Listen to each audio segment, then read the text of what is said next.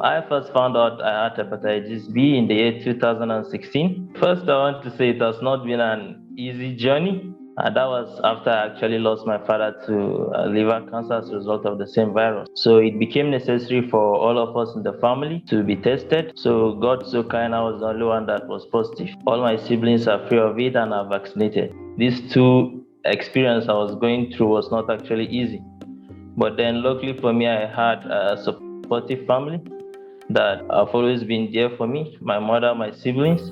So all contributed to me being able to scale through that initial shock stage of getting to know that you're infected with hepatitis B. I've been on treatment for quite a while now, and overall, my experience with living with hepatitis B in Nigeria is that people tend not to be aware of the existence of the virus. After discussing with my mom, she told me that I did manifest some signs earlier on, I think when I was about 3 years old. Since they were not aware of the existence of hepatitis B virus, they just thought that it was another thing and then treated me with a traditional preparation, and then the jaundice I was manifesting went away. So they thought I was perfectly fine. And not until I lost my father that I got to know that I'm still living with the virus. So basically that's the experience of people in northern Nigeria specifically. People tend not to be aware of the existence of this virus.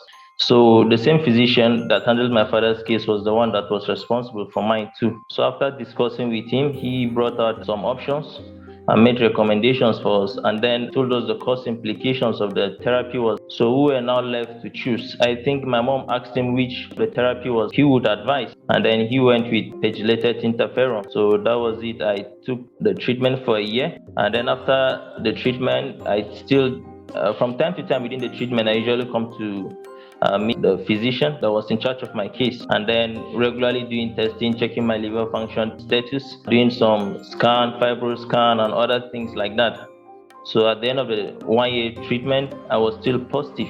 So I then was placed on an antiviral tenofovir. 2021, I had to stop the tenofovir therapy due to financial constraint and limitation. So that's one thing actually that we with hepatitis in this part of the country, Nigeria, are facing. Due to the financial limitation and the socio-economic status, we tend to have difficulty having access to proper healthcare. You will have to be buying the antivirals with your own money, and it's quite expensive, coupled with other expenses that you will have to incur as a result of maybe going for your viral load test and other tests like that. So I had to stop the therapy at 2021, even though I was still positive. But then I think recently, this year 2023, I had to start again because I started manifesting some signs. Treating this virus has not been really easy. I was able to make arrangement with a government hospital here, and then I was able to get the drugs at quite a cheaper price than I will usually get it from other private pharmacies in the country. You know, some of those antivirals are being provided freely for people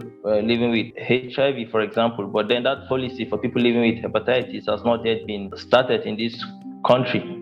I was able to have like a purpose, or let me say what I wanted to do with my life then. So I made up my mind that I'm going to give my best to the fight against this virus, first through advocacy and then secondly through research. I'm a graduate of veterinary medicine, so I'm hoping to really pursue a career in virology research. And then in addition to the advocacy, I'm really currently making effort to do as regards viral hepatitis. I hope that I'll be able to contribute to the fight against this virus. The truth is that whatever percentage is out there as regards how many people are infected with this virus in this country is not really representative of the actual truth, because people are just living their life and then they don't know their status. Even people that are able to know their status, it's not all of them that are able to have access to therapy. So I would really encourage that everyone should really try to know his status as regards hepatitis B. Once you know your status, you'll be able to know what your next step is going to be. I would really encourage them to contribute to the fight against this virus through advocacy.